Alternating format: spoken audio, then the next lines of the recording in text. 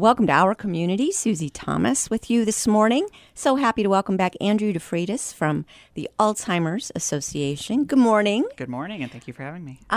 Always good to have you, Andrew, although many times you have been the bearer of such bad news. But I was so excited to hear from you again because it seems that there are some encouraging things on the horizon. Listeners, you're going to want to stay tuned because we will get to those. But first of all, let's start just with the Alzheimer's Association of Greater East Ohio and tell us a little bit about what you do. Sure. Well, the Alzheimer's Association is the world's leading voluntary health organization in Alzheimer's care, support, and research. The Greater East Ohio area chapter is the local entity of that, while we have connections with a national office that supports us in terms of 24/7 helpline support at 800-272-3900, as well as additional research opportunities and public policy opportunities. At the local level, we have offices in Akron, Canton, and Youngstown, and we support over 30 caregiver support groups meeting monthly across our chapter area, serving 17 counties.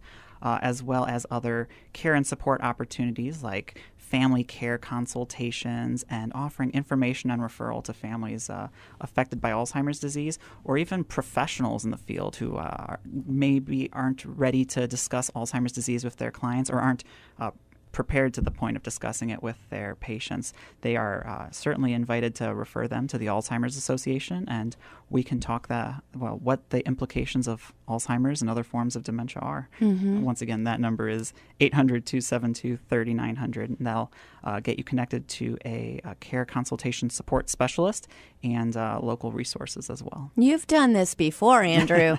So what interested you? A nice young man. Why are you interested in Alzheimer's? Well, I'm very fortunate in that no one in my immediate family has been impacted by Alzheimer's disease yet. But Alzheimer's is the 6th leading cause of death in Ohio and the nation. Over 5.7 million Americans are living with that disease today, and that number is up from 5.6 million last year. In Ohio, there's 220,000 individuals living with Alzheimer's or dementia, and that number is up 10,000 from last year. This disease is growing more and more prevalent, so if you don't have someone in your family that has dementia or another form of dementia or Alzheimer's disease, it's almost only a matter of time. And this disease has no method of prevention, treatment, or cure yet.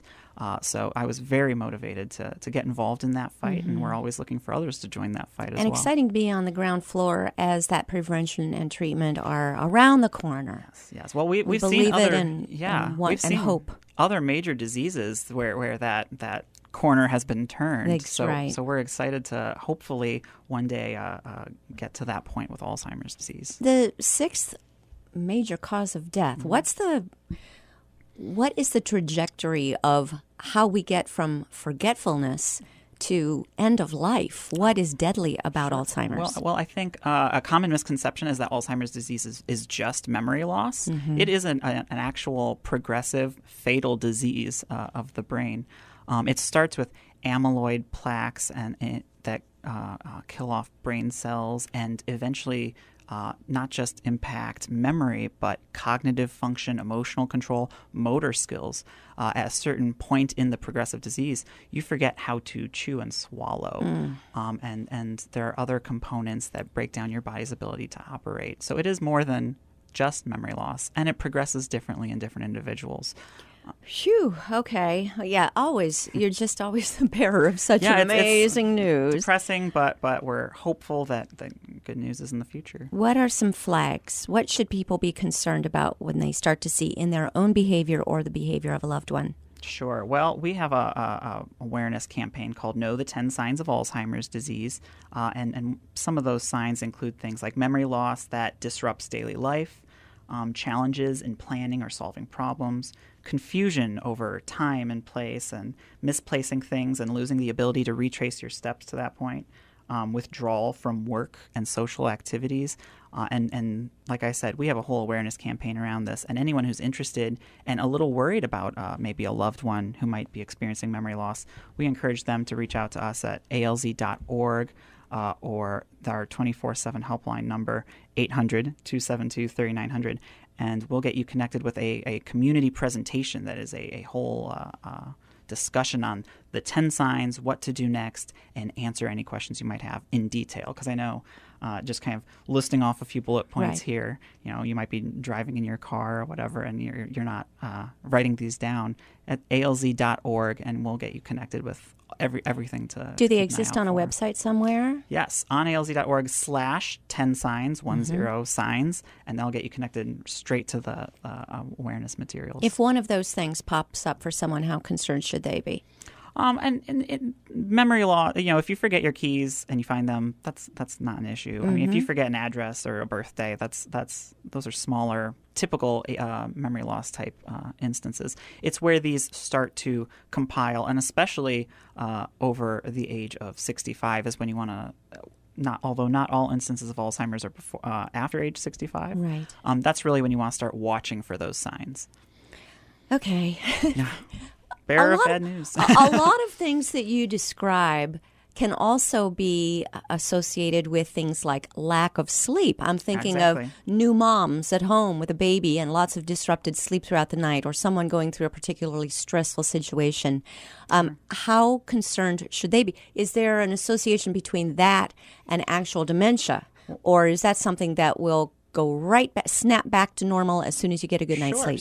Well, let me circle back a second. So dementia is an umbrella term for the symptoms associated with memory loss, and there can be different causes. Alzheimer's disease is the primary medical cause of dementia, though there are other causes. One of our other awareness campaigns around the importance of early detection and diagnosis is the importance of getting an accurate diagnosis and speaking to your medical professional, because it's possible that memory loss may be some other, perhaps even treatable condition.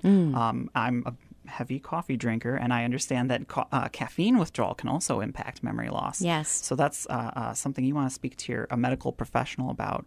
And if you want some suggestions on how to speak about that to your medical professional, once again, our 24/7 helpline is there with tips and suggestions and help really assess your entire lifestyle, and maybe it is some perhaps even treatable condition. Like anything, early detection and diagnosis is important. The sooner we can start working on something, the better the outcome, yes? Yes, absolutely. I've heard you say what's good for the heart is good for the brain. What do you mean by that? Sure. What's good for heart is good for the but what's healthy for your blood vessels impacts your cognitive health. A healthy diet is one of the risk reduction tactics that we share in those same community education programs. There are a lot of similarities, we believe, and that the science supports, between heart health and brain health. And while Alzheimer's has no method of 100% prevention, treatment, or cure yet today, our science is indicating that heart health is one of those lifestyle components to eventually get us to that point. So all those things that we know to do, like good exercise and sleep and good nutrition, those are all heart healthy. And that means they're also brain healthy? Correct. Is there such a thing as brain food? I'm hearing salmon, fish oil, all those kinds of things. Anything to that? Sure. Well, so there are heart healthy diets that are also brain healthy. And I know that I think research has a tendency to come out with the latest big thing that they want to talk about, whether it's cast iron skillets will give you Alzheimer's, or drinking champagne will give you not. Well, I know I've heard aluminum. Every single New Year's, every December, I get these email alerts that there's a new study that purportedly says drinking champagne will prevent Alzheimer's disease. Prevent it. And it always comes out at a New week Year's. or two before New Year's. So they're just trying to sell. Exactly. Yeah. You have to keep an eye out for those occasional sudden research announcements because they have a tendency to be more headline grabbing. Yeah, there's more to it. It's self-serving. Yeah. I'm wondering about aluminum. I have heard galvanized aluminum you don't want. Like, don't cover your lasagna with aluminum because it'll do something, the tomato sauce, all that gets bad and can be very bad for your brain. I'm not 100% sure on the science on that, but it sounds like it's one of those more headline attention grabbing. Got it. Oh my gosh, that's very interesting because I threw out all my aluminum. All right, very interesting. we also want to think about people who are the caregivers. That is part of what your Alzheimer's Association does, is really offer support there. What would you recommend to someone who has a loved one and they're caring for them? What are some good tips and tricks? Sure. Well, we absolutely want them to get in touch with the association at our 24/7 helpline at 800-272-3900 because so frequently we hear from caregivers saying that they felt like they were going through this alone. When you have a loved one whose really entire personality has the potential to change as a result of this disease, there's that social disengagement that comes along with that.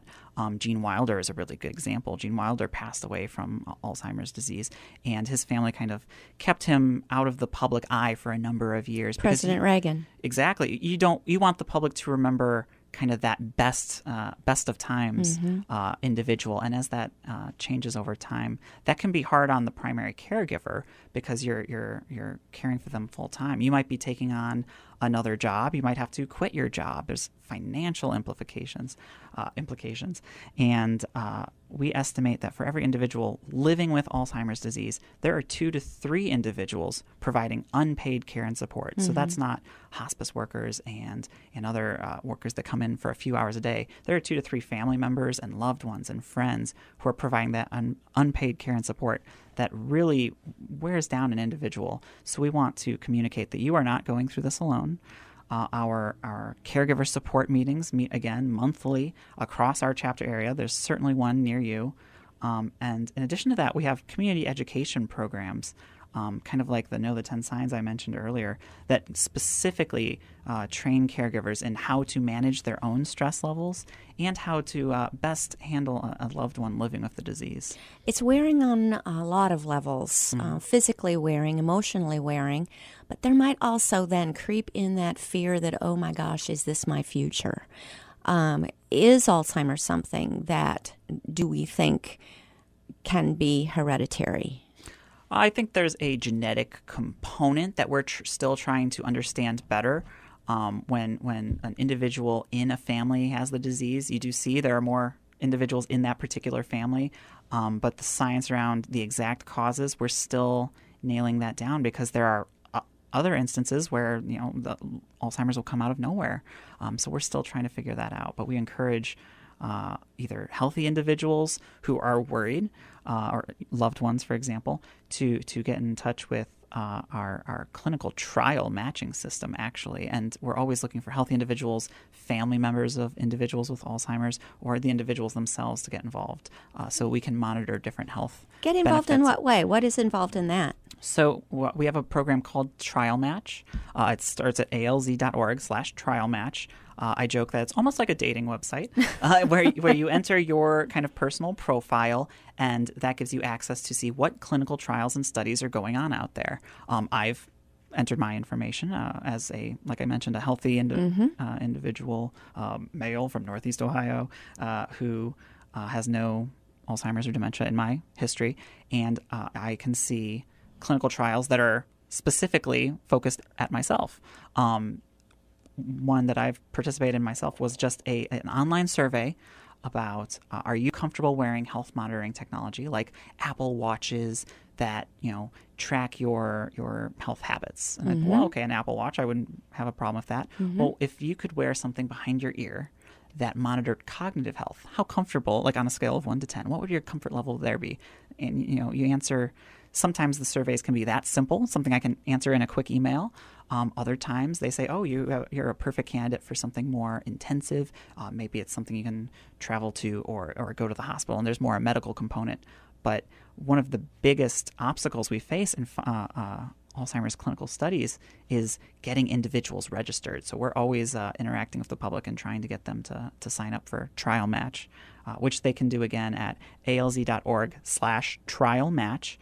There is no obligation to do anything. You just get an email and say, here are some options that you can pick from if you want to ignore it or send it to spam. That is completely up to you.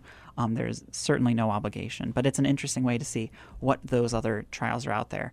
And if you are an individual who is a caregiver for or a loved one with the disease, maybe this is an opportunity for you to connect with one of those pharmaceutical or life intervention trials and give you some insight into those as well. Is this a volunteer thing? Do you get paid for being a part of the trial? I think that's different case by case, but there are, I believe, over 300 trials in the database ongoing. So there's other opportunities to get into the specifics. Those are individual researchers out there kind of working with the association on that database. Very interesting. Well, we do have some good news, which we are going to be sharing after these words, so don't go away. You're listening to Our Community.